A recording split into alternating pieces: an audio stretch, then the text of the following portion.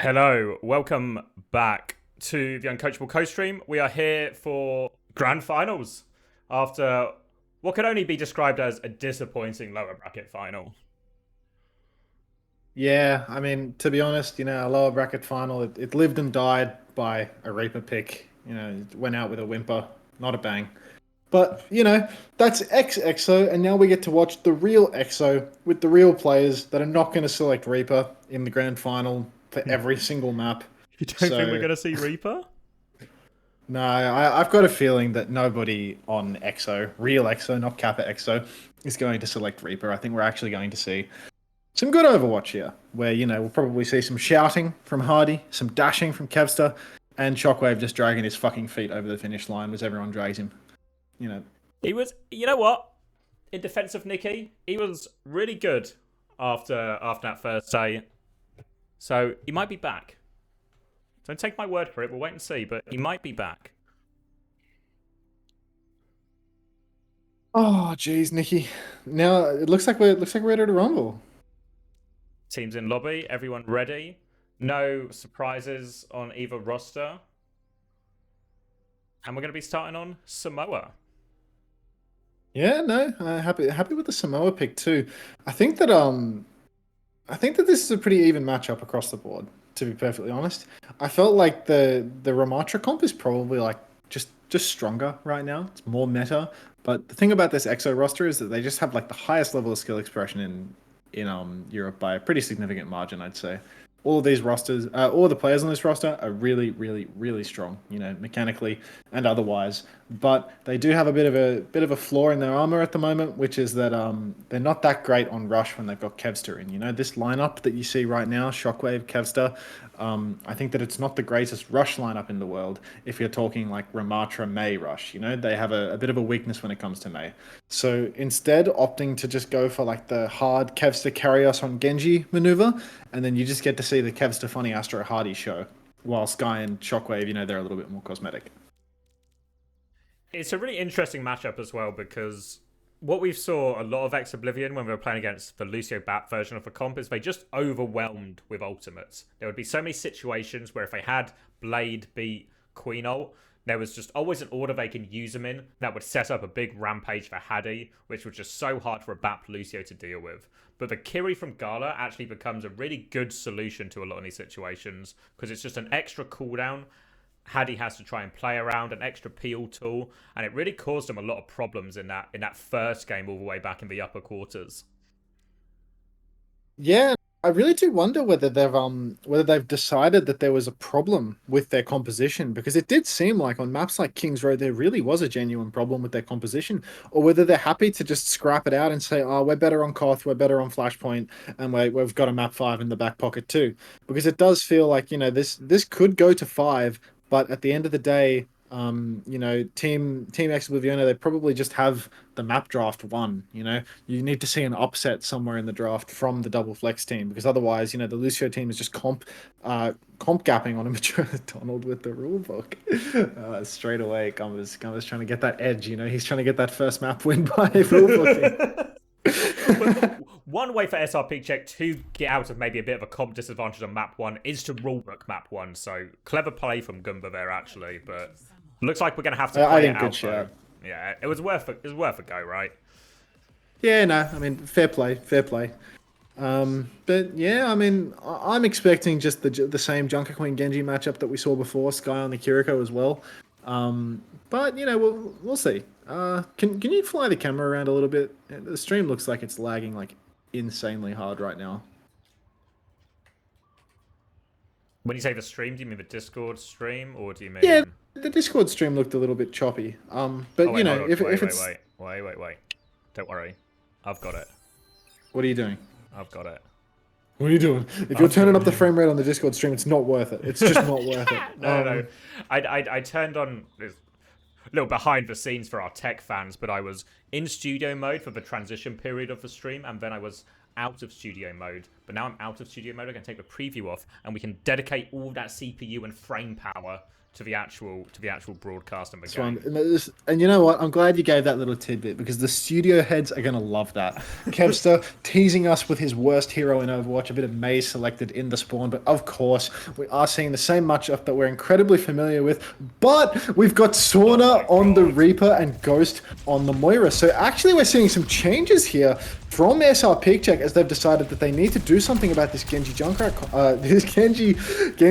Queen composition. So actually seeing Sauna on hybrid signature pick and Ghosty as well, famously a very strong BAP player going over to the Moira. We'll see if this pays dividends because it's definitely going to be a little harder for Kevster to dash in and get kills into this composition.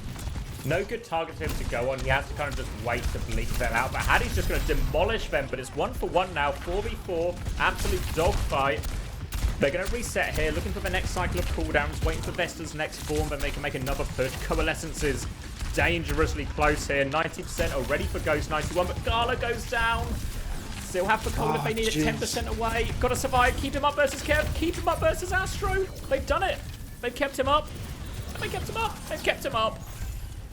Not entirely sure how Sky went down so early in that fight. I could see, you know, Shockwave, he wandered wide and then immediately just failed his shift out. You know, maybe he got caught in the snare. Maybe the wall was a bit too much for him. But Shockwave, he struggled to take that wide angle, got punished for it. Not entirely sure what happened to Sky, though, and losing Sky so early that is game losing. Can't keep Hardy up otherwise. And now, no support ult yet. Funny Astro quite close to the beat, but if Ghosty goes quick, it might not be enough. We might just be able to see a fast tempo fight here from SRPeakCheck. Actually, beat comes out from Funny Astro and the Rampage from Hardy, catches Galar, Galar goes down, as does Sauna, and really wonderful ultimates coming out here from SRPeakCheck. We've noticed from Oblivione, but we will notice Kevster, he's actually gotten off the Genji. He's seen a few too many heroes that make Genji awkward, and he's gone over to his pocket pick, his comfort pick. So now Kevster on the Tracer. This is going to be a big problem, just providing lots and lots and lots of damage in the side for Oblivione, and SRPeakCheck, they're probably going to be struggling versus that Tracer a little bit. They don't have any people to fight him out. They were quite good at living it, but not quite good at dealing it. And they're going to walk back in now. They do have all their big ops coming up. They're going to have to push into this overclock here, which could give Shockwave a chance to be the hero. Oh, Shockwave, he loves to be the hero, and Funny Astro, he loves to be the victim as he gets run down by Vistola, just getting taken out. But Shockwave, a massive kill onto Galar and a trade onto Fi as well, making it a 3 versus 3 right now. Shockwave really trying his hardest to do away with this caster's curse of me, just constantly shit-talking him. But Sky going down to the damage orb of Ghost. It is looking like this fight is going to go the way of SRPeakCheck, despite Shockwave's best efforts to keep his boys in it. Just early deaths there for the supports of Oblivione, costing them big time. Ult economy in tatters now. 4 ults versus 0. Coalescence up again. The Coalescence is so hard for this Queen comp to deal with as well. And if they nail this ult economy, it's just map right here. Yeah, Galar actually, incredible foresight of him to die early because now he has the beat for the following fight. Coalescence and Sauna's Reaper Blossom invested, and suddenly we are in the last fight with still an ultimate advantage for SRPeakCheck, pushing all the way to the spawn now. Galar, you know, he's taking a little bit of damage, but it does not matter. Vistola very deeply committed. He commits the shift as well. It looks like Kevster's gone behind and touched. Despite what I was saying, oh, actually, we've got Fi holding close, going for the Blizzard. Looks like he's going to catch Hardy's Shockwave, but Sky, he TP's on, he gets the cleanse. Sauna shifting on as well, so really that point touch from Kevster was everything. You need to be very careful pushing forward versus a Tracer, because if the Tracer is behind, he will C9 you, he will ruin your spawn push. So just a little bit overzealous there from SRPeakCheck, and God only knows where Galar's beat drop was. Galar, his Lucio play, I would say it's a little bit questionable at times. Here we go, it's coming, he's coming. They're now actually, because of that huge mistake, and they committed the May ult as well, the ult want to completely reverse. 5 up for Oblivion here. They've got all the ingredients to start with. You have to try and cheat one, I think, here if you're SRPeakCheck. Yeah, Shockwave throwing out his Sojourn ult immediately, and Ghost just does go down. So this is not looking so great. Again, you know, this isn't cheating at all, but it's not the worst thing in the world if you're an SRPeakCheck head, because now they come into this next fight, and they are coming up on a 3 ultimate fight for them. So the ults are actually quite close.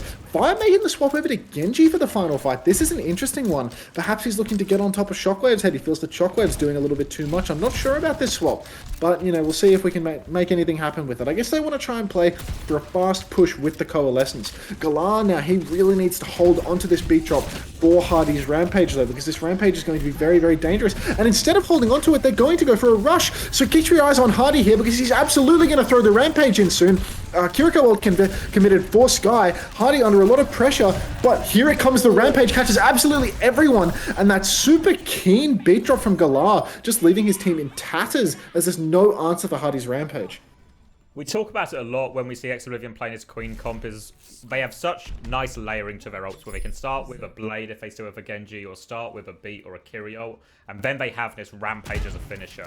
And if you don't save the Beat, or you don't have Cleanse, and obviously you really don't have Cleanse on Moira at all, yeah, I have to find a way to deal with this Rampage. So starting with the Beat there seems like a mistake, instead of just going with the Coalescence or something instead, and then saving that Beat for later in the fight. But that forward hold, they're going to feel bad about that one, right? Because it seemed like it was in the bag for SRPeakCheck at one point.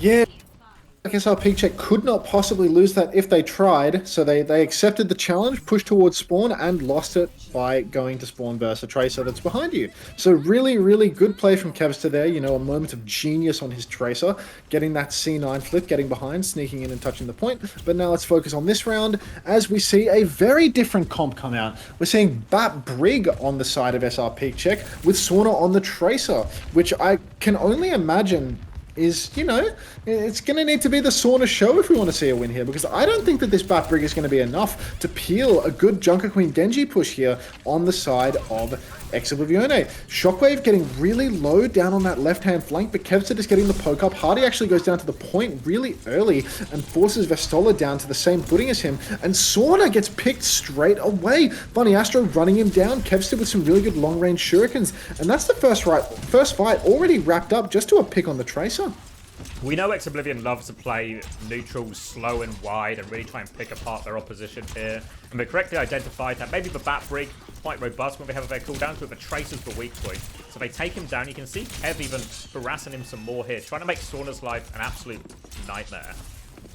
Yeah, and also just look at Shockwave. Already he nearly has this overclock. So he's been doing some huge damage throughout this fight. And I guess first the Bat Brig Tracer. If the Tracer isn't on him, no pressure. Funny Astro going down in his signature fashion, peeking a window for an extra 15 damage that helps nobody. But Shockwave with the trade onto Ghost, and Vestola goes down as well. So all we really need to see is cleanup right now. Sauna does take down Shockwave, but I refuse to believe that this is enough. Hardy with the shout. This is going to keep everybody healthy, and that's just another fight in favor of Oblivione. 8% of the point conceded. That is nothing. You are on easy street if you are an EXO fan right now. Do have a big Mayult coming back from Phi here, but it's a tricky comp to Mayult against, because now they have to get the Cleanse out first. If they don't get rid of that, then Sky will just save anyone from the Mayult here. So really tricky one for Phi to try and use as they come back in here. Yeah, maybe they just need to try and take this top left high ground, box up Oblivione on the ground, because you can see now they are all walking up to the top left. Shockwave a little bit isolated, but again, Sauna goes down to Kevster. Sauna really not having any success on this Tracer. A very poor showing from him, to be perfectly honest with you. By going for the Blizzard anyway, he wants to try and turn it, but that Blizzard, that can't see a damn thing. That is line-of-sighting itself on the staircase in all sorts of ways. So a really weak Blizzard from Phi, and now we've got Oblivione in the driver's seat, and on the back foot, we do have SRPeakCheck just, you know, stuck on the ground. Not a lot going for them. Kicking it off with the Blade now, will force the rally out, stun onto Kevster, but Beat keeps him going. They will have the Rampage late in the fight here, but Kevster's going to kill through anyway. The Annihilation, it trades a couple. Haddy's down to no Rampage, and actually the Annihilation cleans everything up. Yeah, I think that they're Beat blading into the combination of the Annihilation and the Rally, it's a very dangerous combo, because if you don't get that early kill on the Brig, then you're just going to be whittled away. The Brig, she gets so much healing off on all of her teammates, so much pressure into you, and the Ramatra, he's just doing this chip damage. It just wears you down. But that being said, there is no answer for this Junker Queen ultimate. This Rampage could very potentially tear these boys in two. So really keep your eyes on Hardy here as he works his way up, because it's looking like a huge potential Rampage here. Ghost has the window, but if he pops down his window, I could see Hardy flying straight through that. We can see now Oblivione, they're just working their way up. Hardy, he's trying to edge on the point a little bit, get Kevster down there as well. But Sauna again, he's stuck a little bit isolated. Hardy, he pushes up into the backline. He hits the Rampage, he catches both backliners. Ghost goes down immediately, and Kevster is there with the follower. overclock. Hardy might be going down to this pulse bomb, but Shockwave, he has the overclock, and it's over. It's Sauna versus the world right now, and of course, when it's Sauna versus the world, Kevsty is ready to put another one in your head. Really interesting decision. It kind of comes back to bite him here. It felt like they wanted Sauna on Tracer to help give them point pressure and objective pressure. But Ex-Oblivion's comp's just better at taking those type of fights, right? With the Kiri, the Lucio, the Genji, all very good at harassing and making that Tracer's life hell. So I'm not quite exactly sure what Sauna's role should have been in that composition or why they chose to go to Tracer out of all the possible options. Yeah, I mean, it feels like on paper the Tracer should be a good thing, but unfortunately, it was just like a permanent struggle of, Sauna not actually getting a lot of packs underneath and really being bullied by Kevster and Funny Astro down on that low ground. You see, every time he flicked over to Kevster's POV, it was just headshot after headshot from the Shurikens at mid-range. So really, Kevster just perhaps just winning the skill matchup there a little bit, or even a little bit of a luck matchup. Kevster, a famous gambler, and the slots were paying big dividends today. We're actually seeing a Midtown pick come out from SRPeakCheck now, so I think this is one of their favorite places to play double flex. Yeah, I think really once you get to the hybrid stage of a map pool, every pick is pretty good for the double flex comp. Lots of good options for the Kiri to take the angles. We saw that a little bit in the first match, right, where Gala's just holding on these high grounds and getting so much value. And once we got to that third point, it again was just impossible to remove. Such a good awareness of how to play in these flank sides, when he can be aggressive, when he can't be aggressive. And it really worked out for him quite a lot. So this is probably one of the toughest matches, or toughest maps, I should say, for Ex-Oblivion to find a way through. Yeah, I mean, look, I'm quite happy with Ex-Oblivion's first map, though. SRPeakCheck, it feels like they've gotten into the lab and they've just cooked up the worst solutions possible. They it actually felt like they had the edge in that first match, and then even to be honest with you, I felt like even for Samoa, with the exception of Volcano, which we didn't even get to, I thought that these were double flex viable maps. These were places where the angles were quite open just to begin with. Maybe that's a delusional take, but it does feel like SRPeakCheck, maybe they've cooked a little too hard here for Samoa, going to like some strange bat brig comp. I thought the Lucio Moira was a good shout, but your Versa Tracer, you go into the spawn, you're getting C9'd on. That's not optimal. That's probably not great. So we'll have to wait and see.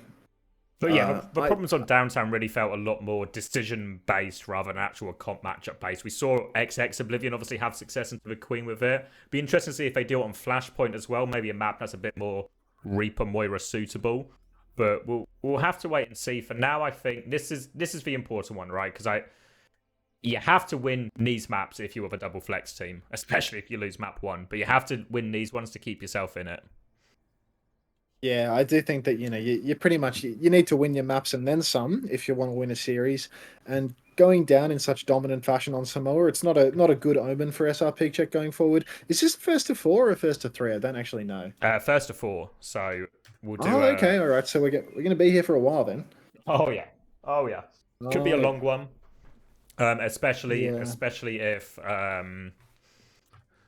hold on, we're going to swap sides, so I'm going to have to do some text up. But yeah, especially if we start going all the way, and actually the later we get in the series, obviously we're going to go to Koth again, which maybe favours Ex-Oblivion, and Escort again. Which I guess you could really make an argument of it going both ways, right? Quite a lot of good double flex ones, but also potential for Ex-Oblivion to dive on some of these as well. Yeah. Oh, hang on just a second. I'm going to need some more stall out of you. All right, I'm also updating the score. We'll go stall for stall. I'll stall, then you stall. Okay, you stall and then, we'll plan it around. I can hear the refreshing sounds of the water coming through. Oh, I'm so sorry, guys. It's good, it's nice, it's relaxing. But some people find it alarming. They don't want someone pouring a bottle of water in their ear. So, to each their own. We are going to see defense first from SRPeakCheck, so expect a big, wide hold. Expect Gala to be playing around. Some people call it 11. Some people call it the fire department building. Real ones will call it Bro House, but there's not many real ones left in the world, Unter. There's just a few of us. As we get to the 1 minute warning, but expect Gala to play that quite aggressively. Maybe Fi helping him mark that. I have to say, I'd much rather see Sauna on the Sojourn again than on the Tracer.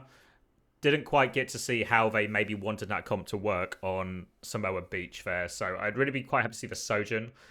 And honestly, on the surface of it, Sauna versus Shockwave Sojin, I would have thought it would have been Shockwave with the advantage. But Sauna's a lot of nice plays. Certainly got a lot of good plays in the lower bracket final as well. And I remember when Sauna first came to the team house and we asked him about his hit scan. And he said he was a top half of Overwatch League hit scan. And everyone... Confident call. Everyone sort of said, oh, okay, if you think so.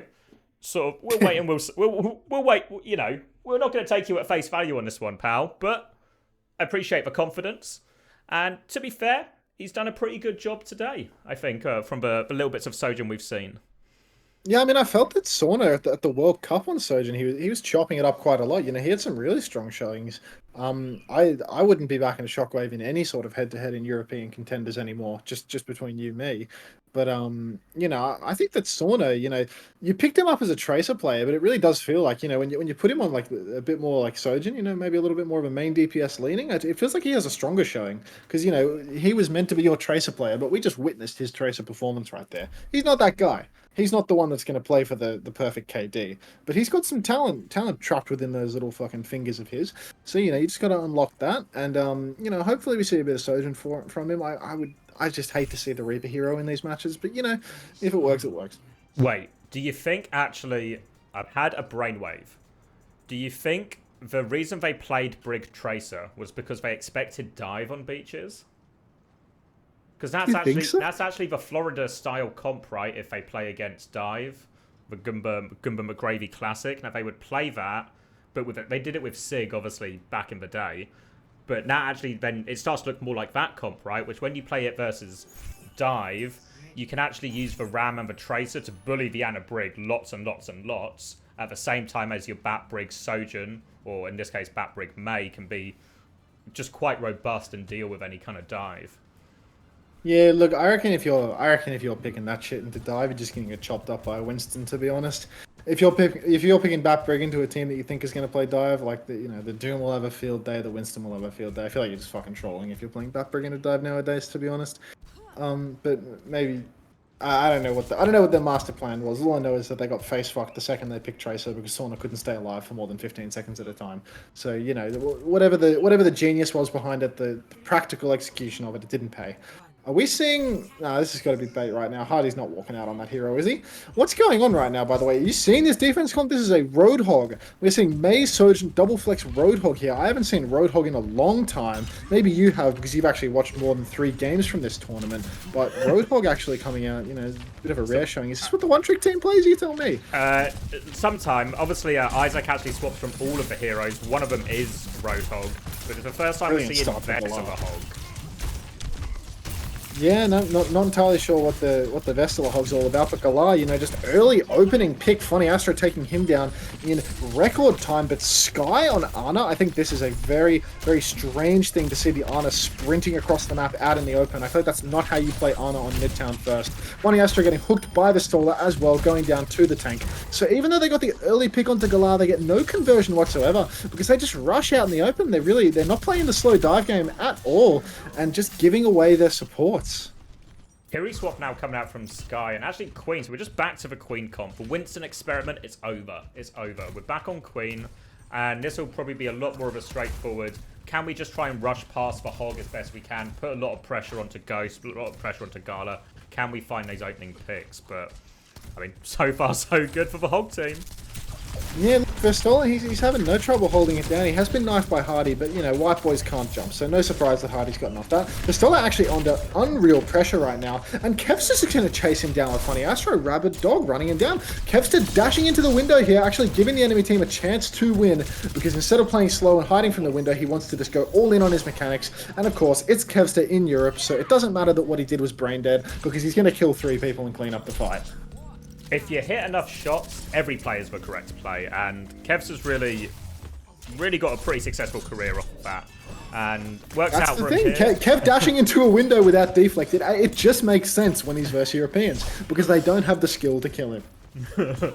So, after a false start, a very quick cleanup here, we see Vestler sticking to the Hog, ults on board now, Now we're in this dangerous situation where they start to have all these ults on the Queen comp. They can start to layer things. Maybe start with a Kyrie ult, start with a Blade. And it is going to be this Blade to kick it off. Oh, that's a Kevster Blade if ever I've seen one too. He's on Sauna right now, but Ghost gets a really nice shift. But Galar is actually 1 health. Looks like Kevster might take him down too. And a really, really nice fight win there. Galar actually threw in the Kiriko ult in the mix. So this is quite a good look here for for Oblivione, as they are just kind of steaming ahead with this. A 1-for-1 trade, and now they have all the ults they need to layer to, I'd say, snowball all the way through. Yeah, it's really tricky. Obviously, the whole hog can be quite annoying against any sort of beat push or any sort of Kyrie ult, keep everyone off it. Obviously, we've not seen a lot of whole hog interaction with a lot of these ults, so we'll see how Vesta chooses to deploy it here. But for now, it's just going to be a force point fight and then burst out, maybe even with a Kyrie ult to start.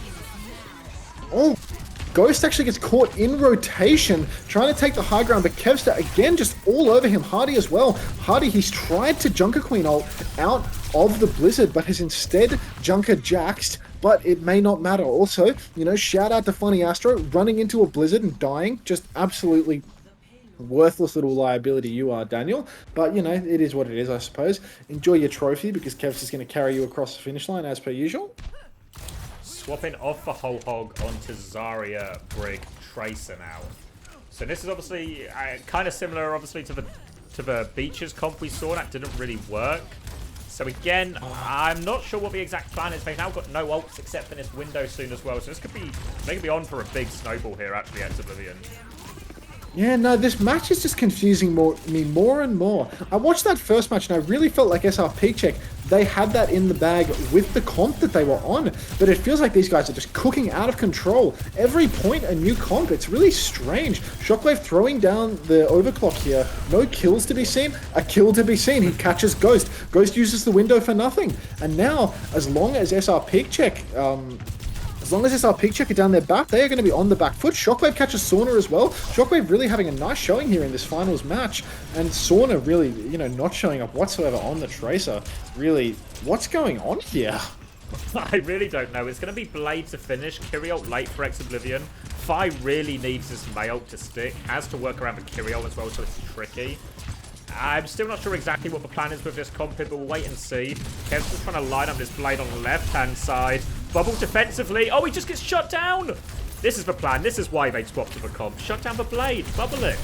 Sauna dead again. Shockwave 2. Vestola doing so much work here on the Zarya. He does pop the bubble, but Fi, well, that's not Fi, answers back with the Blizzard, and that will be all she wrote for EXO. I do like this Zarya pick because it's actually going to make it borderline impossible for Kevster to get a Blade off and for Hardy to get a Junker Queen ult off, because between the double bubble, it's actually so hard. And you can see full swaps here. We're seeing Kevster on Mei in Europe right now. They see the comp and they're actually putting Kevin on Mei. So really interested to see whether this pays dividends or not, because Kev is, if you give Kev 5 seconds on Mei, he will go roaming into the middle of nowhere. He will screw up his wall. So keep your eyes on Kevster right now, because it's really, it's just a question of whether he's going to be able to get anything done at all. He often forgets that he even has a wall. So we'll see if he gets anything done with it. Walking in here, pressure on. Obviously, if you can wall that Zarya, you can put a lot of pressure on, but that wall's not catching anyone. Grab comes out from Vestler, actually. Beat comes through. Vestler's now the one in trouble. Wall and Lamp keep them alive through everything, and it's Shockwave who falls first. Fi on the flank, Bubble behind it. They're just going to get sandwiched here as well. Ends up being a good grab from Vestler. I mean, that fight there, that was incredibly expensive for the side of the defenders. Vestola committing the grab, double support ult invested as well. And Galar, he's actually made the swap over to Zen, which I think is a great swap for this point, because it's really open, really long distance. Kraken open a can, I see. No time like the present to have a beer, mate. I agree. But yep, Galar now on the Zen for this third point, where the sightline is really long. And because Hardy's on the Rhine, perhaps we'll see Hardy pinning across the map to catch him. But I really do think that the Zen is a good pick here, because he can play range. Vestola under heaps of pressure though. Nice 5 orb though, catches Sky. So this 1-for-1 trade, this is really not too bad at all. We will need to see Fi touching the point though. Fi throwing his body onto the point with the ice block. Shockwave pops the overclock. Sauna in a world of pain, but Fi gets the Blizzard down on cart, and so much time bought by Sauna sliding off. Shockwave getting his ankle snapped. Sauna actually gaps him with just the mini for healing. And that's another fight loss here. Really nice play from Sauna, actually. Just ends up buying his time. Shockwave really needs to confirm that kill. ends up costing them. Now we're finally getting to the point after these comp swaps where Oblivion are trying to get lots of their big ults. We got Window into Blizzard, into Shatter, but it's an Orisa swap from Vestala, and if you watched London last year, you'll know the kind of feelings this Orisa conjures. I will say, you know, while we're still in the pre-fight, you notice how heavily reliant EXO is on Kevster just getting all of this value. And now that he's on the Mei, he's not getting any of that value. His value is so diminished, and without him on the Genji to carry, things are looking dire. Hardy is in dire straits right now. Sauna's popped the overclock, and he's gotten Hardy all the way down to 1 health. But Hardy has successfully disengaged. And now, is Galar going to be able to get a Transcendence up in time? So many ultimates about to come online for EXO. Hardy has the Shatter. Is he going to be able to get anything done with it? He might just take the skill matchup and try and get it on Bestola. Window comes down for Sky. Hardy so low, will he Shatter under the cart? Kev actually gets the pick onto Sauna, that's huge. Shatter comes down, catches Vestola. Blizzard on the cart hasn't caught anything, but it doesn't seem to matter because so many ultimates on the side of EXO, it's just more than enough. Galar never got that Transcendence up as well. That's really rough for him. I was so close to it as well. If that Transcendence comes up just 10% earlier or something, suddenly they've got a decent chance to maybe survive this Mail or at least get a couple of people out of it. Actually ends up being a nice Blizzard from Kev to help set that one up. And this match has really descended into a game of counter swaps and swapping, which is maybe really not what we expected on the surface. Just expected a Queen into Bap Kiri Ram style matchup, but lots of different picks coming out. Yeah, it seems like you know, the Brains Trust of Florida Mayhem, they've cooked this match to, you know, absolutely incomprehensible levels, and it is forcing EXO to at least think a little bit and at least play a little bit of hero roulette here. Now they're back on the comp that they defended on, Zen Bap here. So I think, again, you know, this is not a bad thing because Galar can play really, really far away, get some nice Discord orbs out, get a lot of damage out. And I mean, I'm interested to see this Roadhog pick a little bit more because, you know, it seemed all right on the first point. It seemed like he was getting value, but it did crumble into the Junker Queen comp. So, you know, whether he's going to be able to make it work on the attack, not entirely sure. I would wager that Funny Astro will get a little bit too excited, start shooting his silly little gun, and he will go down to that. But, you know, we'll have to wait and see. You know, if I'm going to gamble on someone getting Magic picked, it's probably going to be Daniel. Yeah, I think I'm not going to take actually a rival bet to that. I could see it happening. We'll have to see what they lock in once they actually get out of spawn here. If they go back to the Zarya, I think out of all of it, the Zarya made the most sense. Bully the Genji a lot, counter some of the ults. But it looks like Zen, Bap, Tracer, Hog, Mei. Oh, no, Vestola roaming back to spawn. Sauna too. Thank God Sauna's getting off Tracer. We did not need to see that again. Where we go in. Back to Zarya. Oh, here we go on the Zarya. And Brig. Oh, Galar on the Brig as well, so we're going to see Bap Brig again. I feel like we haven't seen a whole lot of success with this Bap Brig across the course of the series. But, you know, that could change, I suppose. Bap Brig's not so bad for walking out here in the choke. And Galar, you know, he showed no confidence whatsoever on Lucio. Just constant mistakes there coming out. Walked in for relatively free here, but again, Oblivion taking these nice, slow, wide neutrals, just harassing them as they come in. No Kiri to help clear these angles now, so it's going to be on Sauna and Fi to do a lot of it. But just walking in slowly now. Kev in his sights. Might be a chance to pressure Kev out here. Oh, maybe a chance for Kevin to pressure Fi out instead. They've got themselves to point here. They're trying to force Kev out, but they just can't get him out of that corner. They can't seem to do it. Yeah, despite having the double angle on him, you know, Vestola, he's under a lot of pressure. Fire's not getting a lot of damage in. And Kevster, he's just immovable from this window. TP actually forced out from Sky there, so perhaps there's a little bit of a chase. But now Kevster, he's committed all of his cooldowns. Sauna's dashing into walls. Ghost is trying his hardest to get away, but Sky is the one to go down. Shout committed, but Shockwave and Sky going down. This is really rough for EXO. It's looking like almost a first cap. Of course, Kevster, he dashes in. He gets the trade onto Ghost. But Fi is able to clean up, and there is no recontest inside. Takes such a large amount of discipline when the Genji dashes in like that, because everyone's going to be screaming, Genji, Genji, Genji, get the Genji off us. But if he has deflect, you have to be really careful you don't end up killing your own support like Sauna just did there. But regardless of that, they get the cap, they get the payload moving, and we'll move on to the ult portion of the fight. Still nothing quite yet for Oblivion, but they're coming up to a 5 bank. Fine investing his ice block really there it early, is. but he actually catches Funny Astro out. Typical Funny Astro versus the window. Nothing new here as Daniel goes down nice and early in the fight. And the cart is just rolling forward. We do have nobody pushing it right now. Oh, there we go. Ghost has realized and walked backwards a little bit. So now the cart just continues to roll forwards. Vestola, he could potentially tempo grab here to try and keep the space. Window actually, Wall actually missed by fire here. So a reasonable recontest opportunity. Lots and lots of ultimates online for Oblivione. Really early rally here from Galar. I wouldn't be surprised to see if we just see this kite a little bit. Hardy actually going for a very risky Junker Queen ultimate right in front of the rallying Brig's face, but he does get it off. However, no kills converted. And now Kevster's blading. Potential grab angle here for Vestola. Vi in a lot of trouble. Grab comes out, Bubble comes out, and suddenly Kevster is the one in trouble. Vi looks like he's actually Majaxed trying to Blizzard the grab Genji, and somehow Oblivione have come out on top of this trade. An absolute mess of ultimates here in this top left room, but no value whatsoever for SRPeakCheck. It was a bit of a weird one to start with Rally as we get the official confirmation of the Majax fair from our man on the ground, Daniel Hathaway.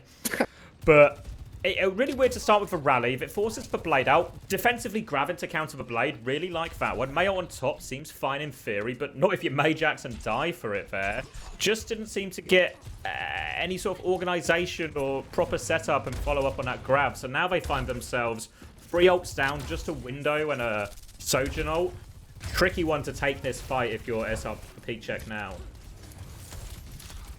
Yeah, now you can see SRPeakCheck just trying to bunker underneath. I think not the worst thing in the world.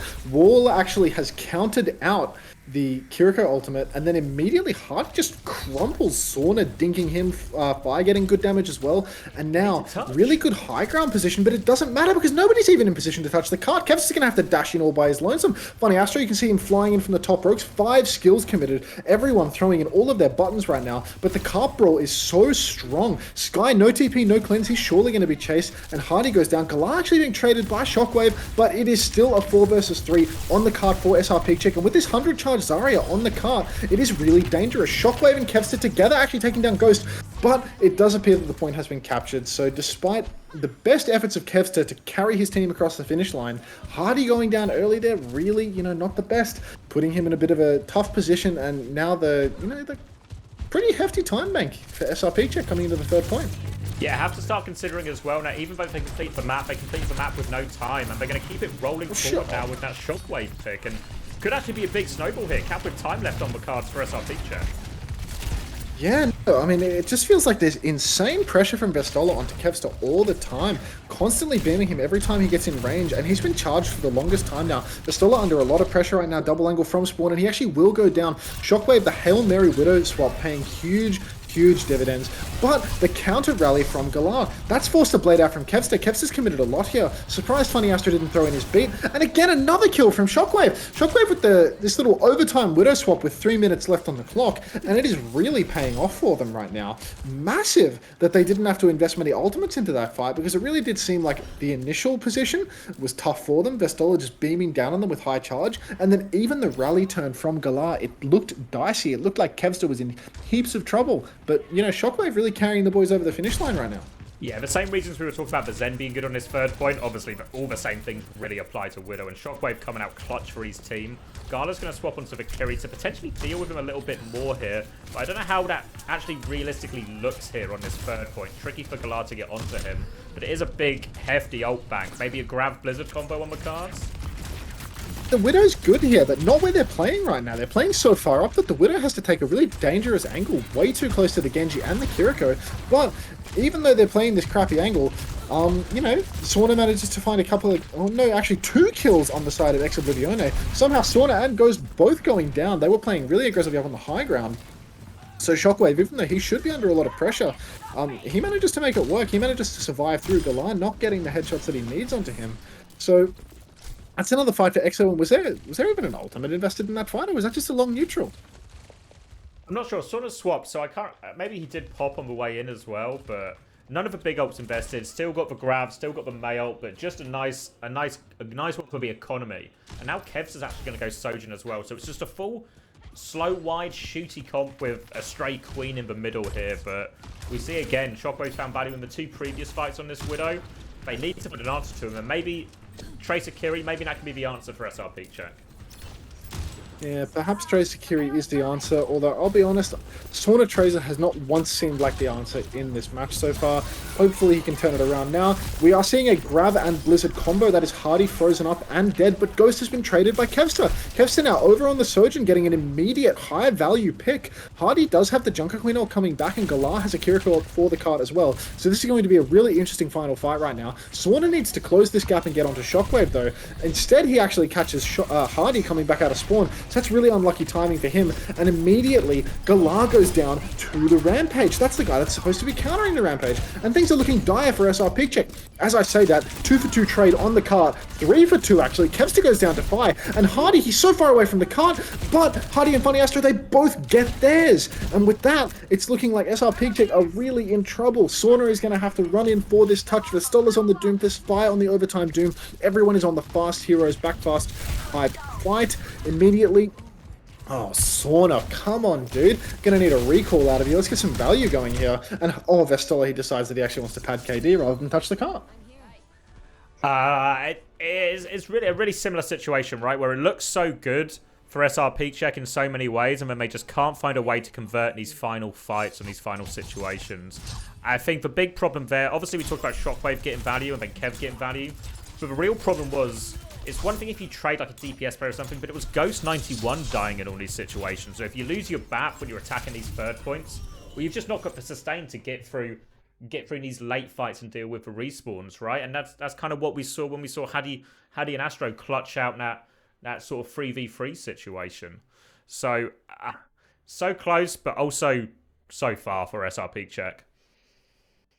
Yeah, and honestly, now things are starting to look really dicey for them because I was saying, like these guys, if they want to win this series, they need to win their maps and then some. And they have not won their maps, They just lost map 2. Suddenly they are up shit creek without a paddle because if you lose one of your picks, you're in a terrible position in a series like this because now they're going to go to Flashpoint. And again, I would say that their comp is not really favored on Flashpoint, no matter what they play. If they're going to try and play some sort of bat brig countery comp, that sucks for Flashpoint. Again, Lucio is fantastic on Flashpoint. We're not in the Sigma meta anymore. Slow comps do not do well on Flashpoint nowadays. And if they do go for the Lucio comp, or I mean, if they do go for this double flex comp instead of the Brig, again, it's just a fantastic place for Kevster and Funny Astro to run amok. They can always take the side fight. It's really easy for them to fight out Galar. So I do think that, we could be seeing a 3-0 scoreline quite soon because the flashpoint of Oblivione, it looked really strong. In general, we've talked about how it's good for Lucio. It's also good for the Queen comp in general because you have these really nice slow neutrals, and a lot of the map and the points favor that because they're so big and so open on a lot of these points. And then also what's really nice on Flashpoint is having a big powerful ult combo to seal a point or to do a retake, and that's exactly what the Queen comp has as well. One option they could have is if we go back to the Lucio Moira here, Moira Reaper. They showed it a little bit on map 1, and honestly I think they should have won that downtown. And if there's a place where the Reaper Moira might be a little bit better, maybe it is some of these flashpoints, because even though there's lots of big open points, there's also some hard chokes you can exploit if you're holding the right place as well. Yeah, I mean, it pains me to say that I might be advocating for a Reaper pick after, how we were discussing it with Hybrid before. But, perhaps into this comp, into this Junker Queen Genji stuff, it could be the move. Because, even though Kevster got insane value on Tracer by being Kevster and hitting the C9 of the century, I do think that Tracer's value into these rush comps, it's not the greatest, There has been a buff for Tracer, so, Tracer, she does quite a lot of damage now. She's probably not rubbish. But it's maybe they do need a solution that just takes Kev off Genji. Yeah, because obviously with the Genji you get punished by so many other things, right? Just by the Moira and Mei in general, by the Coalescence, of course. So it stops Kev dying to all of these things, but it doesn't actually put him on a hero where he can necessarily carry, right? Because every hero he can fight has a shift that just gets him out of jail. So he can force shifts and all of these things, but then who's following that up, right? If they're still playing slow and wide, who's actually forcing the shifts for Kevster to kill? Or Kevster's having to force the shift, then there's no one to follow up. And it ends up being a sort of like Band-Aid solution. It stops him dying all the time, but it doesn't actually necessarily make it feel great for him. Yeah. Looks like we've got about another minute before we roll into the next map, I want to say. You reckon I got time to start brewing a coffee here? I think not. I think we might have to wait until series end and go between regions at this point, actually. So yeah, that's packed up for me, unfortunately. Oh, it says going in about 2 minutes. What's your Yeah, I mean, I think this average? might be old news. It'll take me a couple of minutes to do the coffee. You know, there's like 2 round trips in there because I got to turn the machine on too. So we're struggling for that. We're struggling.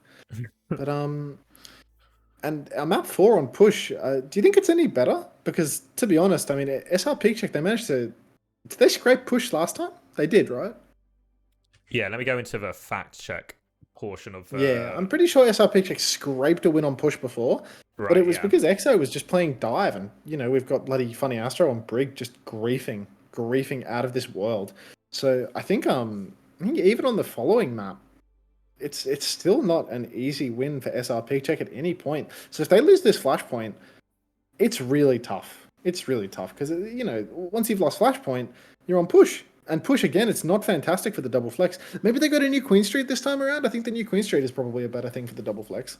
New Queen Street where you can take lots of wide angles, stuff like that. But, you know, maybe we'll just think about Suravasa for now, you know?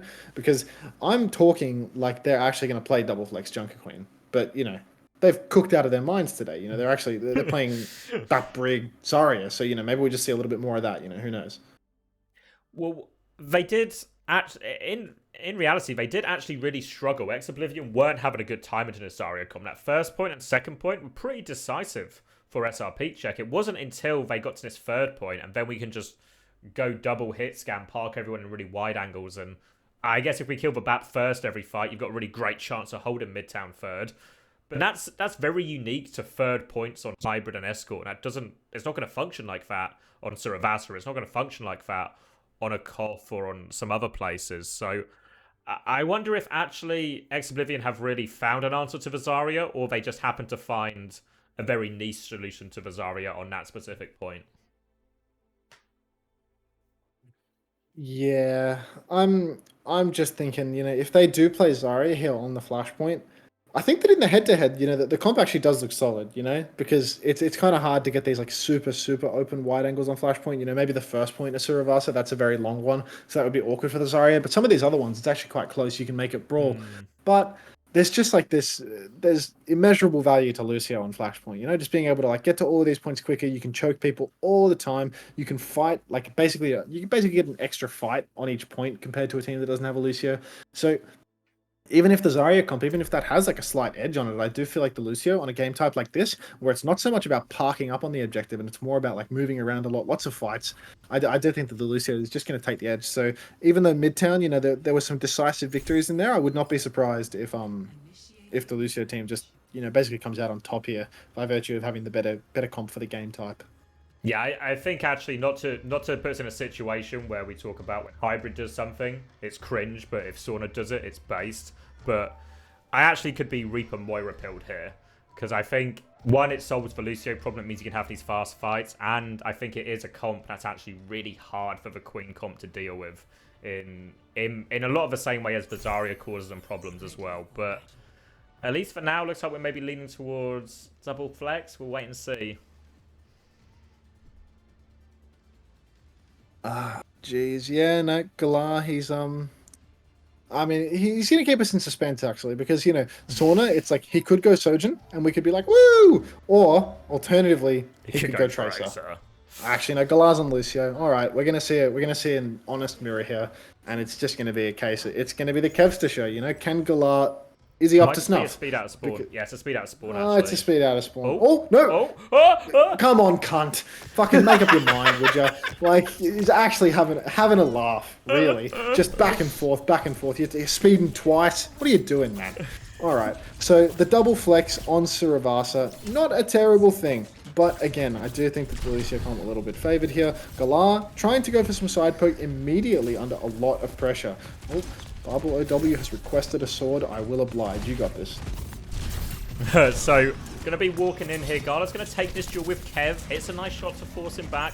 Slow and steady, the name of the game for SRPeakCheck here. Should feel pretty confident to just force them off point, play the objective, force the Queen comp to do something. Obviously, Ex-Oblivion, they like to play it slow, but they can't force onto point here. And it's actually 5 finds for first one on Shockwave. That's not how that duel's meant to go, but front foot now for SRPeakCheck. Vestler's going to bully the rest of the guys out. And just a nice, easy, drama-free first point, thanks to Fi. Yeah, really just walking up and taking it free of charge, and then Shockwave going down late. Not great if you are an Exo head. Honestly, not how I expected the fight to go. I thought that we'd see them running down over the backline of SRPeakCheck, but instead Exo just in a lot of trouble. But Fi gets knifed by Hardy, and then Shockwave, he hits the rail midair. So Fi, you know, just a little bit too greedy with that ice block there, and now Hardy, he's just running up on the point. Vestola forced to block. Shockwave under a lot of pressure, but he should be just fine. Window comes down from Ghost, but it looks like... oh, wow. It looks like they're actually just going to DP, come around from behind. Then Kevster Hardy together, they're going to clean up the supports of SRPeakCheck. So now there's no chance for SRPeakCheck to win this one. Really nice DP from the window, re-push around onto the high ground. That was really good from Hardy, Kevster, Funny Astro there. Hate to say something good from Funny Astro, so let's actually take him out of the equation. Really good from Hardy and Kevster there. Fuck Daniel. Yeah, really decisive from everyone except for Astro there. As soon as they DP'd, they were swarming right round. They expecting the window and ready to collapse on it, and they just catch them napping. 97% though, so just one retake. SRPeakCheck needs to get this first point, but we're getting to the big ult stage, and this is where we can really start to see some of that ult layering, where maybe Sky or Kev kicks us off with an ult to force out. Yeah, well, now that we don't have a Lucio or a Brig in play for SRPeakCheck, Kevster's Blade's going to be really free. So you're going to have to keep an eye out for this. Galar, greedy, trying to take a duel versus Kevster. And honestly, this could just cost them the point. In fact, it has cost them the point. Because Galar taking the wide angle and then committing his cleanse and continuing to try and fight instead of TPing away from Kev, that is a bold maneuver, I must say. And because they don't have the Lucio, there's no way they're going to touch the point here. So honestly, just a terrible start to the fight, really. Way too greedy. Kevster standing still, perhaps to type to his girlfriend on Snapchat, who knows. Standard Kevster behavior right there. But a really rough retake there for SRPeakCheck, just giving it away. Such a horrible way to lose it. You have all these big ults coming in, you've got yourself in a good situation. And we often talk about like this Gala v Kevster duel on the flank, and what I think you really want from Gala is you want to mark Kevster, you want to make his life hard, but you don't necessarily want to be pushing him or putting yourself in danger. Because as soon as you get cleared, or even worse, die, it just opens it up for Kevster massively, as we see him starting pretty wide again here. Yeah, I mean, if we see SRPeakCheck take this high ground up here, it should be quite awkward for Kevster to get the blade off up on the high ground. So I think that this space that has been conceded and given to SRPeakCheck, I think it is really good for SRPeakCheck. But as soon as Vestola drops onto the point to go for the contest, it's actually going to open up an opportunity for Kevster to get up on the high ground and blade. That being said, might not even need a blade because Sauna has taken down Shockwave in the early stages of the fight. Kiriko invested for Sky, but Kevster, he does get the trade once again onto Galar, and now he's on the high ground. He's blading, he's chopping it up. Fortunately, it's a Kev blade, so he's dashing into the floor and probably saying, oh, what the hell? But he still finds the kill onto Ghost. Even trades across the board. Funny Astro going down to Sauna. Hardy, a sliver of HP, but the flip has gone the way of SRPeakCheck. Now, Fi, he's playing his life, he's playing slow, he's going to heal himself. Vestola under so much pressure right now, but Galar is back. He has the Kitsune Rush, and as soon as Vestola is topped up, I would not be surprised if we see them push back in with that. It looks like they're going to take things a little bit slower. They're going to take the high ground, and Fi, because he was stuck on the other side, he's going to be chased out and caught. Galar, even when he's spamming, he's hitting non-stop headshots. This guy is an aim machine. But now, he's TP'd on. Kitsune Rush being thrown out. Galar on a sliver of HP once again. So dangerous. Hardy actually split, and Vestola goes down. There is no cleanses, no healing. Sauna trades onto Kev though, so it is even. Hardy going very low because Galar is a machine gun on this Kiriko, but the tank trade is better for Hardy. Ex-Oblivione, they got to be happy. Taking down a tank, it's much better than losing a DPS player. So this fight has gone the way of Exo yet again. Only one more shot at this now. They are back on Bizarrio, coming back with Mayo as well. Going to take this high ground position again, and they just want to wall and bully Hadi off here. Going to start putting him under pressure. Want to try and force the flip. Window to back it up now. Pressure coming in, but they've dealt with the Genji. They forced him away, and they've got the flip now. Now they've got Mayo to hang on to it, and it's probably going to have to be an overclock retake for Ex-Oblivione. Yeah, this is really good macro play coming out here from Hardy. He's willing to concede the cap in exchange for an ultimate advantage. But Shockwave, on the other hand, not entirely sure what's going through his head. Probably not a whole lot of anything. Because if you're a Sojin, you probably don't want to shift head first into the enemy Zarya. I feel like that's not how you get your ultimate off. I feel like they should have tried to work the point a little bit more. Have Hardy and, have Hardy and perhaps Astro or perhaps Kevster tapping the point a little bit, force the enemy team to drop, and then Sojourner. But instead, Shockwave just a little bit too aggressive. Too much of this feast or famine from Nicholas, where he really just wants to be the carry player all the time. Goes for the ultimate super early, shifts into the enemy's area, and he is just gone. And suddenly that ultimate advantage that Hardy worked so hard to accomplish and gave up the cap for, it's basically amounted to nothing. Kevster, though, he's coming up on another blade. If they slow this fight down just a little bit, we will see a big blade come out. Kitsune Rush invested by Sky on the point, so now the flip has been given. Willing to trade an ultimate for the cap. Good macro play there from SRPeakCheck, but the ult layer is not going to be looking good because there is a beat blade coming up. Vestola might be able to build a quick grab here, so that could be the difference maker. Funny Astro throws down the beat. Kevster blading up on the high ground. Vestola on the ground. Blade and lamp layering is good, but late cleanse there from Galar, and Kevster takes down 2. Sauna and Ghost going down while Vestola is dead on the point, and that will be 2-0 up for Oblivione. Can you hear my fire alarm going off, or is my noise suppression? Just a little bit, though. Discord noise suppression actually does a pretty decent job of getting rid of the fire alarm. Good but on you, Discord. maybe on the stream it's fucked. Because that doesn't have a noise suppression layer on your microphone, does it? It does have a limiter. It's okay. I can hear my fiance rushing to solve the problem, so... Oh, you say a limiter? There's a separate filter called noise suppression that I suggest you add right now, because otherwise the viewer experience is going to be atrocious. Okay? Yeah. So go filters on your microphone. Add noise suppression. I've got it. Yep. Oh wait, the fire alarm stopped as well. Win-win. It appears that in the interim, Oblivion have just been crushed. Galar has thrown down the Kitsune Rush, and everyone has just vanished off the face of the earth. So Vestola with a little bit of charge and, you know, a bit of double damage, he's just taken it away. Maybe their fire alarms were also going off and it distracted Oblivion and they weren't ready for the push. That's what I think. There was a fire in Funny Astro's building, so he had to get first picked. It can happen. It happens more than you think. It can happen to you.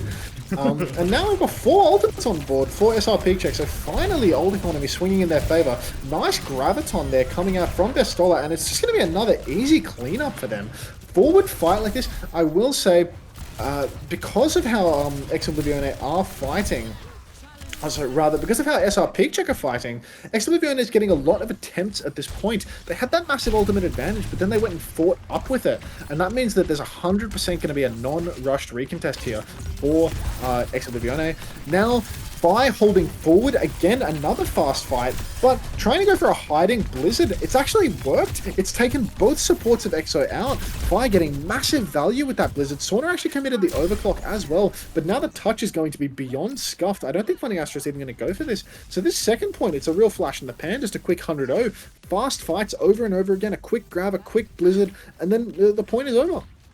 Cost them a lot of ults to do it, but obviously better to win for point and lose for point and lose for map. But now they've got to play a very slow game here. They're going to have a Bap ult and a Kiri ult.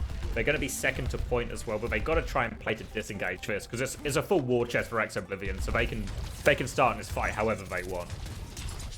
Yeah, not playing the clock there on the previous point. It might hurt them here now as we are still on map point. So they need to win the ult economy game all the way through. Sojin ult invested early from Shockwave and it is just sliced by in 2. And this is really not looking so great because now Vestola, he's gone down as well. And for just 1 ultimate, Oblivione have managed to cap the point. So now on retake, they're really going to need to outplay something because the ultimate bank is still fantastic for EXO. SRPeakCheck, their backs are to the wall. Really perfect fight there for Oblivion. Just win it with the Sojin ult. Now you've got the big 3, the Rampage, the Blade, the beat. You can trade to set up that Rampage finish that they like to do. Have to play it slow. Have to be ready to survive and deal with this Blade. We see Gala pushing up. Can't afford to die here. Early TP out. And it looks like they're going to try and force the fight through main instead. You see, Galar, he's not playing like a winner right now, I'm going to be honest with you. TPing out on 180 health, that's not the confident play that you need if you want to actually get an ult out of it early. However, he can aim like a freak, so he is going to melee Kevster in the feet, take him down that way. That takes incredible mechanical skill to melee someone, mind you. But now, Kitsune Rush invested by Sky, and it is just an all-out brawl here on the low ground. 65% on the point cap, though. Galar is going to need to swap over to Lucio. The point touch is going to be an absolute mess right now. I would argue that Sauna probably needs to be on Tracer right now, because if Galar taxis people in spawn, he's probably not going to be in position to get the touch. So now, the touch is completely scuffed, and Beat plus Junker Queen on for the final fight. This is going to be really dodgy. Galar, he's rolling out, he's going for the touch. He gets 1 bubble, will he get the second? He will not get the second, and that will just be the map. Wow. It's starting to really roll away from them here. And it seems to be a lot of the big fights, when they're in control, they seem to do a pretty good job of it, SRPeakCheck, but once we get to... There's just a few too many fights where they just lose to nothing, right? Or they lose to just a single ult. And as soon as you give away an ult advantage in this Queen comp, you put them in such a good position to actually finish it off. It's so easy to convert some of these fights for the Queen comp here. And SRPeakCheck on the ropes.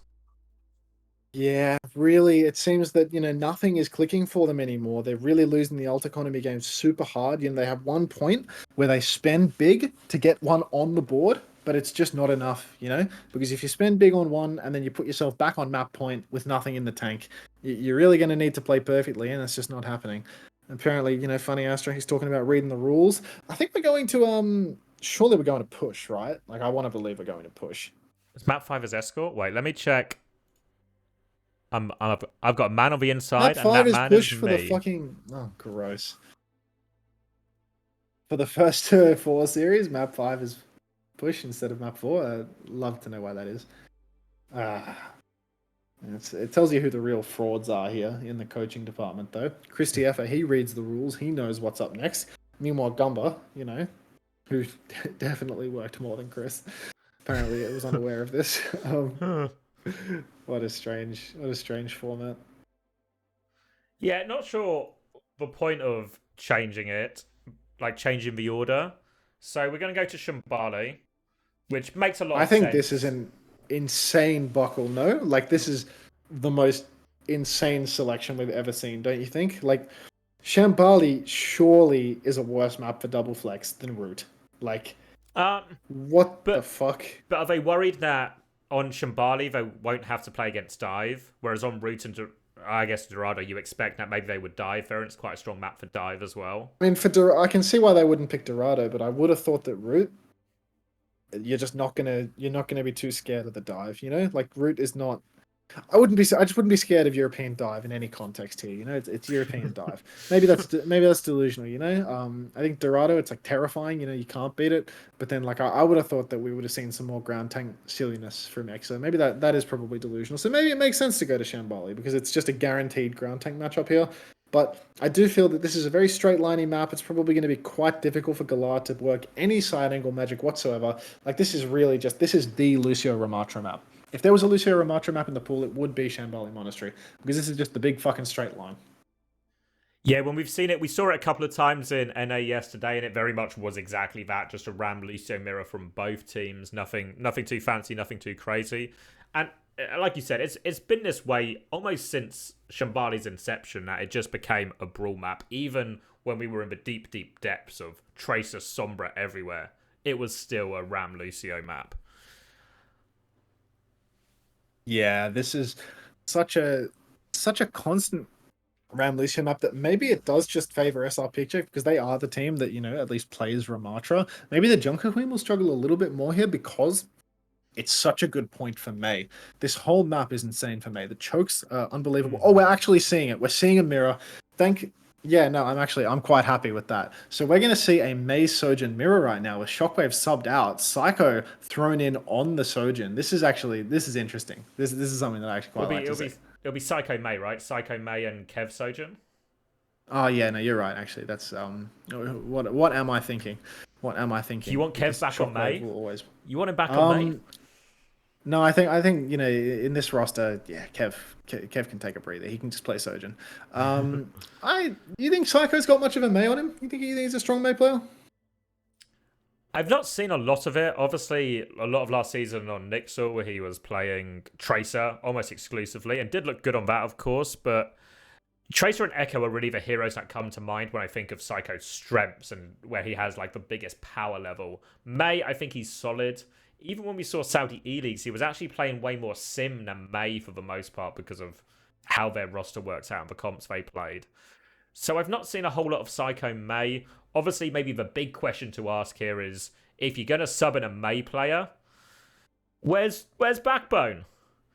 I don't think I do really wonder where his back is. But it seems like if you want a May guy for these type of situations, you couldn't ask for a much better candidate. Yeah, well, I heard that Backers was a little bit busy with jury duty or something, but I think that might be over by now. I think he might have convicted the convicted the poor bastard and gotten off by now. So yeah, I'm not entirely sure where Bacchus is. I feel like he would be the perfect, the little cherry on top to close out this series. But I'm actually really interested to see Hardy play Ramatra because this is something that I don't think I've ever seen, like really never. So I do want to see whether Hardy's got that dog in him on Ramatra because I do think while it is one of the most brain dead basic tanks in the entire game, and Hardy really does understand the push pull of Rush. It also helps if you've picked a hero once before in your entire life, and I'm not sure that Hardy's done that with Ram. So while I'm sure he can be confident in his general play with the hero, just in terms of where he should generally be standing, pushing and pulling, I'm not entirely sure how up to snuff he's going to be mechanically on this hero because I just haven't seen it. Especially when you talk about the push pull side of it, like you said, I think he's got that in the bag. He has the understanding, but a lot of these other tanks have been playing so much Ram. They've really had a lot of experience with all these slightly different interactions, situations. When you're playing kind of any hero in Overwatch, but you get these kind of like biting points for when you feel like, or maybe I need to shield here, or I need to form here. How much danger am I really in? And that's the sort of thing that I think you just get through repetition, playing in the meta, rather than just an inherent understanding. So I have to feel Vessler will have an advantage on that, and we'll see how it looks when we actually go in, how Hadi does match up to it. Yeah, I do think, at least to Hardy's credit, that sense of self-preservation, that sense of danger, it probably applies to all of the heroes, Hardy's probably going to kite and push with similar timing on all of these Rush heroes, If he can do it comfortably on Junker Queen, I'm very sure that he can do it comfortably on Ramatra too, but I do think that he might just, not get the highest level of value with his kit, He might err on the safe side, probably going to find that he's going to get damage capped by Vestola here, just if I were to speculate, because I'd imagine that, Vestola, he's quite solid on the Ramatra. He's really good at that hero, and Hardra, he's probably going to play a little bit more to his limits. He'll probably just play hard for different Mei chokes and try to disengage lots of different ultimates. Press shift and hop backwards when the ultimates come out would be my best guess of how Hardy's going to play this matchup, but we'll see. Maybe he won't even play it, maybe he'll just play Junker Queen with Mei for a laugh. That would be quite the laugh. But surely... That would be dreadful. Surely the point of bringing Psycho in is to play some kind of Mei Ram thing.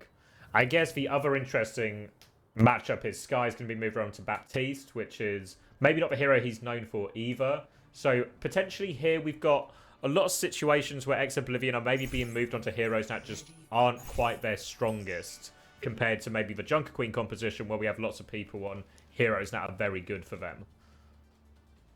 Yeah, I mean, I see Hardy hovering Junker Queen in spawn, but I'm unconvinced. I'm totally unconvinced. Also, Psycho on the Mei. Kev's is going to swap over to the Sojin, and nothing interesting.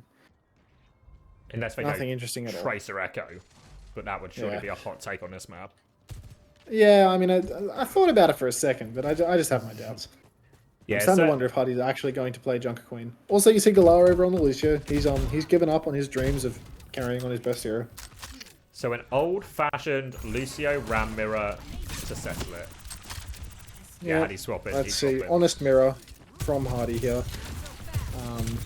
Kevster on the Sojin, I think this is always a good thing. Kevster probably got an even stronger Sojin than Shockwave.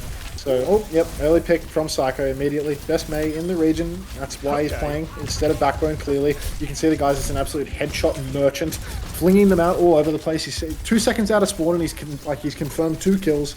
So, really just easy going for them. The spawn hold has completely crumbled for SRPeakCheck.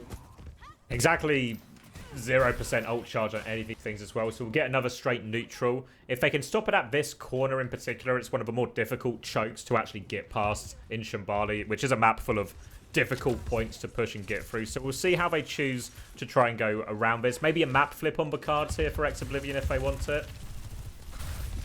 Yeah, I mean, to be honest, I think that getting through this initial choke is half the battle on this point. So already the fact that Psycho's managed to swing wide and Hardy is just holding on this corner here, not bad at all for EXO, because the whole point of the spawn hold is that you get to use that choke and take a second fight with the choke, but they've just given it away for free. So for one cycle of cooldowns, already EXO have stolen away with it, made it a last fight for the point and gotten through the hardest choke of the entire map. So I think that you cannot be complaining if you are an EXO head.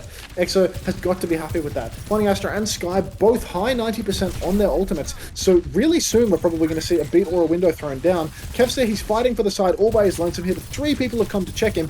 Surely we see a support ult invested soon while we still have the advantage. Kevster shifting in like an absolute madman. Big comes out for Funny Astro. That's a fucking LA Gladiators play if ever I've seen one. Big comes down second for Galar and the window. Hardy's throwing down the Annihilation, but it has got absolutely nothing. And I will say, this is just classic LA Gladiators rush comp right there. Just total rubbish, where you get a fast support ult and you just waste it, you know? Kevster shifts in really, really early. They get to beat second instead. Honestly, if they had just taken that neutral normally, if they'd just thrown down the window on the corner and fought a normal neutral fight, they would have won that with the advantage. But instead, they have to wait for Kevster to get his shift up and shift into the backline like a goddamn superhero, go for the all or nothing on his one shot, and it's just game losing because then Galar gets to beat second and the ult trade is lost. Astro trades for Sauna here, which I guess actually favours the attackers because Astro will be back first in a weird way. But it's going to be a big male trade on point now, so all eyes on Psycho and Fire to see who can win this battle. Yeah, Psycho now hitting the flank on May. He's got a nice angle for the Blizzard. He's going to throw down the Blizzard second. Hardy frozen up, but no matter. Psycho, who's getting really good value with his Blizzard, keeps Hardy alive and then gets the pick onto Fire. Sauna is back on the high ground, shooting away. Vestola now, though, he has to hold it down on the card. He's in a lot of trouble right now. Oh, War comes up, and that's going to be all she wrote for poor Vestola. Sauna's going to need to kill 3 with a railgun. That's not happening, and that is going to be the end of the first point. Works out for him there, just a Mayult gap really. Better one from Psycho, catches. Always easier to go second with these Mayults if you can, and Psycho just gets through the flank unchecked. So now, this is the really tricky bit. It's so much value if you can win this snowball if you're Oblivion, because the retake up the slope is one of the most difficult pushes in the game. So really hoping for a good window here, and Psycho not to die immediately, which is just about avoided. Yeah, Psycho taking a huge risk there with the aggro peak and then just double tapping his shift key for a laugh. Window thrown down for Sky, though. That means that Vestola is going to have to throw up his block and get on the back foot. Lamp actually invested for Ghost, so now Hardy and Vestola, they're dead even on ultimate charge. But Ghost, he's going to push back in with his window. Looks like he's fumbled it, though. Really shallow angle. Can't see much of anything there. This would have been quite a difficult ult to kite if he'd put it down more aggressively. But unfortunately, Ghost just missing the window angle a little bit there. No such value. Sauna, 200 HP, peeking on this side flank. Will he be able to get anything at all with it? Because he's being pocketed by Galar. Slow and steady, looking for it. Does have the overclock, but they've got to be conscious because there's a beat Annihilation coming through the choke in a second, and they're going to try and swing. Hits for rail onto Kev, but doesn't confirm the kill. Now the overclock comes, but a full wall coming in, and Vesper's just going to get deleted by the beat advantage there. Gala's not able to get it off, and they're just going to get pushed all the way out with this second point. So they invested the Annihilation there as well. Both Ramatras throwing in the Annihilation, but Galar not matching the beat drop because Vestola was just walled off. And it looks like there's not even going to be a touch for the side of SRPeakCheck. This was a 4v4 where they had a beat, and they're just not even going to recontest it. That's really rough. Vestola, he also swapped off. He's on Doomfist now, so their close hold is screwed as well. This is really rocky stuff for SRPeakCheck. You can see them falling apart by the wayside. And even though, you know, we were critical of Hardy, well, you know, at least questioning Hardy's ability to play the Ramatra, it's looking totally fine. I haven't seen him feed his brains out. He's actually gapping Vestola a little bit because Vestola, he's pushing a bit too much. He's getting caught by these walls. He's going down too fast. Yeah, we asked the question. We asked if Hardy would be up to the task, but he's certainly answering that one in pretty convincing fashion right now. Now they're on third point, 2 minutes 40 seconds in the bag. Kev's just going to start swinging with this overclock. Mayult defensively from 5, but Haddy's walled. Is he okay? The lamp's good. Haddy is not okay. So Mayult had to use the window as well, but it does its job. Exit kill for Kev, but I don't think they can turn this one. Just going to be a reset. Go again with their own Mayult now from Psycho. Nice little fadeaway kill there from Kevster to at least, you know, weaken the defenses ever so slightly, but, you know, that bloke will probably be back awfully quick. Was that a pick onto the BAP? That means that Vestola's actually in a lot of trouble if his BAP has died, and he's still trying to maintain forward like this. Aggressive window there for Sky. Vestola's on the back foot, lost a lot of health, but Kevster with another pick with the railgun. Sauna goes down. Psycho, though, he's going to go down with the Blizzard. He does get it off, freezes up Vestola, but there is no kill to be converted there, and he has traded his life for it. Galar invested the beat drop, and it has paid I got to stop talking about dividends here. We're not in the share market, so the beat was all right. I'll give Galar that. He gets the credit where it's due. But we can't be overdoing this phrase too much. So now attackers, pretty decent ult swing for them coming into the next fight. We got the beat drop and the Ramatra ult, so not too shabby. But the end of third point, it's so hard to counter a Sojourn ult. The sight line is so long, and Sauna, he does have the overclock in the back pocket. He's got a lot of value so far, but Kev's had his number a couple of times on this one so far. Initially, it's going to be a beat push, but we're going to take a step back. Gala doesn't have it now, so they just need to live. Window comes through. Paddy's going to drop this Annihilation. He can just go to town on this backline now. Overclock in response, but he can't quite kill Haddy. Can kill Psycho, though. They've traded a couple of kills, and it might just be enough to get back in on a late stagger here.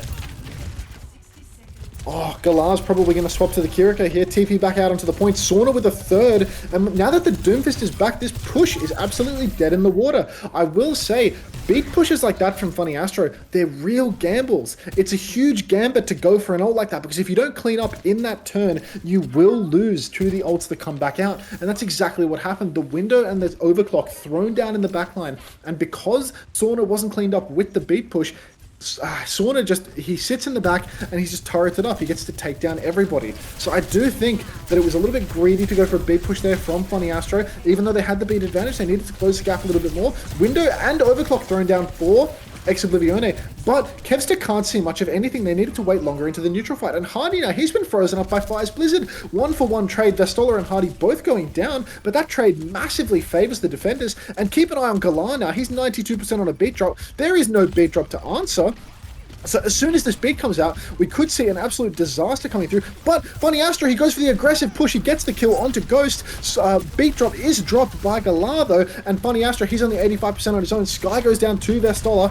98% on a Blizzard for Psycho. If he can throw this down on the card, it could be huge. Does Vi have the block? He does not. Ghost comes back, though, on Kiriko. Is there a touch? There is. He cleanses the card. Vestola goes down. Sauna pops the overclock. Again, another overclock for him. Hardy's back on the Doomfist, but he is immediately back to the wall going down, and it's just Funny Astro left on the cart. This will not be a full push for Oblivione.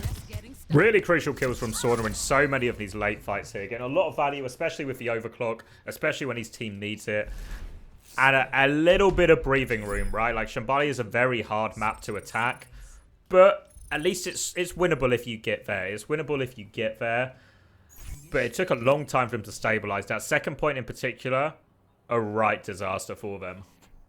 It really did look like Hardy was finding very little value on that third point. Caught by multiple Blizzards on the third point during the beat push, not getting the kill onto Sauna. He pushed over to the backline, but then he just tried to play his life instead of playing for the kill. So really, Hardy not finding a lot of value on that third point, and Sauna just going rail for rail with Kevster non-stop. But really, Sauna got the better of Kev in the end, because that final overclock window fight for Oblivione, Kev couldn't see a damn thing. He glued himself down to that window, and he just couldn't see anything. There was no value to be had at all. So really, two ultimates invested for nothing. Meanwhile, when Sauna gets an overclock on a window, he's taken names. He's taken down Hardy, he's taken down Sky Ripper. Really clean play from Sauna, to be honest. As soon as you got your back to the wall, it's pretty easy to just post up at the back of the map and keep hitting your shots, to be honest. So, I wouldn't say that this is a write-off, but by any means for Oblivione, because getting to the end of that third point, it's real tough. Like, keep your eyes on these first point chokes, because I would imagine Hardy, he's going to hold these first point chokes a lot harder than what you saw Vestola do. Not this one right here in the first choke, but the second archway choke, that is a real tough one to break through. The big corner, one of the trickiest ones here. We'll see if the forward hold from Oblivion can last a little bit longer than the 3 seconds that SRPeakCheck did. Addy holding it very aggressively, forces a defensive wall out, pinning him back in spawn here, actually. They're holding it way more aggressively than SRPeakCheck did. Both Remarchers have invested their forms here on either side, but you can see Vestola in a world of pain. So much risk for him right now. Lamp invested for Ghost, but Vestola, he does get the second form up. That being said, Ghost and Five both going down. Kevin Psycho together, they're cleaning up. This is a very, very strong DPS line right now. Psycho actually finding really good value in the neutrals on this Mei. His aim is out of this world, so he is really finding a lot of value here on the Mei. That being said, someone has been traded. I'm not sure who was traded just then, but this Okay. is really bad for a spawn hold. If you get traded on a spawn hold, you just have to back. You cannot maintain it anymore. And you can see now, Exo, they're on the back foot. They're Stoller, he's getting massive cleave punches. And this is a bloody disaster for Exo. Trying to run away, not quite getting that disengagement. And Sky, caught on a wall, investing the window. This is the worst case scenario. It couldn't have been worse. When you hold in this third point, you really want to be able to get 3 clean fights. Now, one at the spawn, one on the corner, then one at cap, but they just disengaged slow, right? They just must have made the decision too late. Now, they didn't have time to wait for Kev, so they get caught in the transition, which means it's a super difficult choke. They might just get through for free, but they've only had one on the car, actually, so actually they can hold the corner. They didn't push the card enough while they were getting that chase, or maybe didn't push that card at all. So the God hold is going to stay for these boys. Vi really deeply invested, but they're just going to poke him out, I think. But they have broken the corner in the process. The card has gotten a lot of push, so I guess they're just playing for next at this stage. Now Sauna pops the overclock. Kevster matches. Vi throws down the Blizzard onto Hardy. Hardy missing a lot of punches there. Hardy in a lot of trouble inside, but it looks like he's going to be just fine because he actually has the Annihilation, so he's baited a couple of supports in, and if he wants, he can pop the Annihilation at any time. Galar takes down Kevster, though, so it is a 5 versus 4 SRPeakCheck in control, but Hardy, he pops the form. He's going to be fighting inside. It's a 5 versus 3 now. He does pop the Annihilation. Galar in a lot of trouble, but Hardy, he's missing crucial shots here. Really not min-maxing the damage whatsoever. But Ghost in a lot of trouble now. Hardy, he does get both supports, but I don't think it's going to be enough. He does have the... Oh, jeez. This is a really big misplay here from SRPeakCheck. I thought... Or from Oblivione here. I thought that they had that in the bag. Thought that once Hardy had baited the supports inside, it was going to be done and dusted. But they waited so long to pull the trigger, and Kevster, he was stuck outside taking damage. They do eventually win the long fight, but the cap's gone, so it's essentially worthless. They get a few staggers here to eat some time back, and the good thing is they do at least get this forward hold on this high ground, and SRPeakCheck have the unenviable task of getting the car up this slope. Really, I think you just get the car as far up the slope you can, then just go right side. It's so horrible to fight up these high grounds, especially into ults like window and stuff. It's so tricky. Yeah. Now Sky has a nice position to get his window off, and because there's nothing in the tank for SRPeakCheck, this should be a decent run for Sky. That being said, this looks like an easy kite. He's thrown that window down quite early. He's had to use it really defensively to keep Hardy healthy. And you can see Vestola, you know, perhaps winning a little bit on the hero knowledge section right now. Getting that nice corner where it's quite difficult for him to be double angled, getting a lot of damage in on Hardy, and no one can swing and do damage to Vestola back. Vestola now going for quite an aggressive push, and a super aggressive window from Ghost.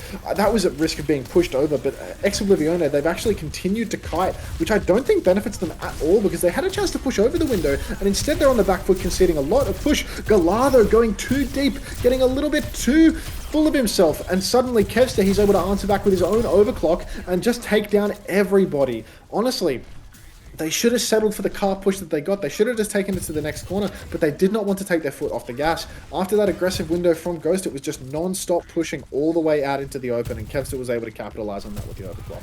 Just tried to do too much. They knew Kevster was on the angle, and that was a problem they needed to deal with, but they just try and do it too soon. It was still a lot more ults to come out in that fight, so instead they're going to have to reset and come through this right-hand side instead. May ults for both teams again. We've seen Psycho get the better of fire a couple of times here. If you can do the same again here, it'll put Exo in a beautiful spot.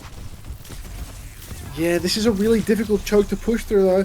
Gonna be honest, SRPeakCheck, they're fighting uphill. Sauna actually popping the overclock really early, not entirely sure what he can see, but Psycho goes down. No Blizzard to be seen. Bonnie Astro as well, and Hardy, he's wasted his Annihilation as well, but that trade kill from Kevster, it's huge. That stops Sauna from bearing down on them out in the open. Sauna, you need to do better than that. But Hardy, this stagger is game losing. No tank for the recontest means there will be no recontest. And Hardy being dropped out of that window, really enormous consequential loss, because now the recontest is going to be so scuffed. Bonnie Astro does have the beat, Psycho does have the Blizzard, so they can go for it. But Fi, he throws down the Blizzard. It doesn't quite freeze people in the window, so the window will remain, but Blizzard for Blizzard, beat answered back on either side, and Fi is the one to go down. So despite this kill on Hardy, we're still in a decent spot if we're an Exo head.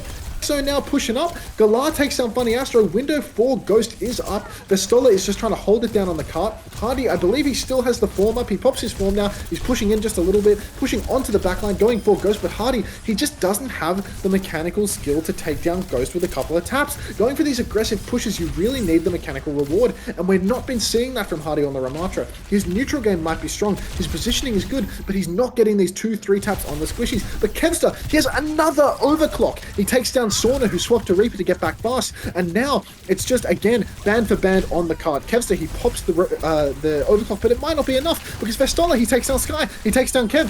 Oh wow! Now Funny Astro, he's low as well. Fires back on the Tracer. Hardy again brawling it out on the cart, but it is looking like SRPeakCheck have gotten away with it. Sauna only 50% on that Reaper Blossom after a long fight on cart. Not a lot of impact there for him. A really weird just like swap hero to go. Sojourn's pretty fast, right? Probably just come back on Sojourn since Fight already gone. I think it's because you can TP into the window on this map. You can get back very quickly with that window. That's true, it's true. But regardless of this, they get the cap, 1 minute, 20 seconds left. Probably like one good, maybe 1-2 attempts, but Sauna's going to die immediately here. Disaster for SRPeakCheck. Sauna going for that wide swing, getting caught by Hardy's snare. Not too great, but Vestola, he's trying to turn it. He's popping the ult, he's pushing on. No lamp challenge for Sky as Psycho actually goes down. Vestola, he was so close to living, but goes by the time he's answered back with his own window. Vestola's already gone down. Hardy a little bit keen with this annihilation. I mean, at least you'll get some nice cleanup. You'll get some nice cleanup kills here, but I don't think much else. Actually, Sauna making the swap over to the Bastion. Sauna, perhaps the cracks are starting to show a little bit. He knows he's 50 seconds away from match point right now, and he's starting to play Hero Roulette. He'll throw a bit of Reaper in there for the stats. He'll throw a bit of a Bastion in there for the stats, and we're back over to Sojourn for the final fight, potentially of the entire series. Yeah, SRPeakCheck, they've got the ability to do it. It is equal ults. Fire's closer to that Mail as well, so they just need to take a good neutral here, make sure we're getting that beat off. But no, Sauna's dead again! Oh, Sauna, mate, really? Yeah, he gets a little bit too excited in these clutch moments, I feel, going for a little bit too much. Just needs to slow stuff down here. Now, there is a chance for one more regroup because there was a nice disengage there from the side of SRPeakCheck, and now we are in last fight territory. There is no doubt about it. Keep your eyes on Kevster now because he's 90% to an overclock, and we all know Kevster with a nice open shooting range where the enemy must touch the cart, he's going to find value with that overclock. And if he doesn't find value with the overclock, we can swap over to Psycho, who also has a Blizzard for the cart. Kevster throws down the overclock. Now, Fire's actually been picked by Sky. Funny Astro throws down the beat, so already things are looking dire for SRPeakCheck. Overclock out in the open, Blizzard towards the cart. Nobody is dying. Ghost 91 is dying. Sky traded, but it is already a 4 versus 3. Hardy getting the kill onto Vestola, and things are looking terribly, terribly grim if you are an SRPeakCheck head, because this is a 4-0 for EXO. Dominant in the end. I think you'd be hard pushed to argue that SRPeakCheck were robbed in any way. It felt like every map, SRPeakCheck could get within punching distance, but they could never make that final push, never make that, win that crucial final fight. And even at the end there, they had like a pretty good opportunity, right? It's no guarantee, but equal ults. And we just end up Sauna just dying early in both fights, and it just all unravels from there.